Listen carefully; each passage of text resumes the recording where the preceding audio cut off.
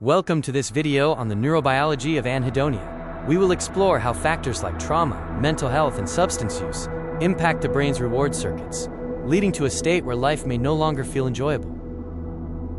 Anhedonia is more than just feeling profound sadness. It is a biological brain state characterized by a loss of pleasure and the inability to anticipate psychological rewards. At the core is the Mesolimbic pathway. The VTA produces dopamine. The nucleus accumbens translates motivation into behavior, and the prefrontal cortex provides executive oversight. When this circuit is desensitized, the transmission of joy is blocked. There are three major culprits that rewire these circuits: trauma and stress, which affect development; mental health conditions that disrupt emotional processing; and substance use, which damages pleasure pathways. Anhedonia is highly prevalent. It is estimated to affect approximately 70% of major depression cases and is a transdiagnostic state found in trauma survivors and those in substance withdrawal. Dopamine is fundamentally about wanting and the anticipation of reward.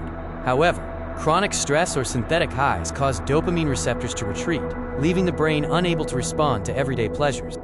Chronic stress forces the body into a state of high alert, flooding the brain with cortisol. This creates a neurotoxic environment that suppresses dopamine and dampens the reward circuitry, making joy inaccessible. The amygdala acts as the brain's alarm system. Persistent hyperactivity from trauma causes an emotional override, forcing the brain to prioritize survival over pleasure and silencing the mesolimbic pathway. This graph illustrates the dopamine response profile. Chronic stimulation causes receptor downregulation, meaning that during withdrawal, natural rewards fail to reach the threshold required for the brain to register pleasure.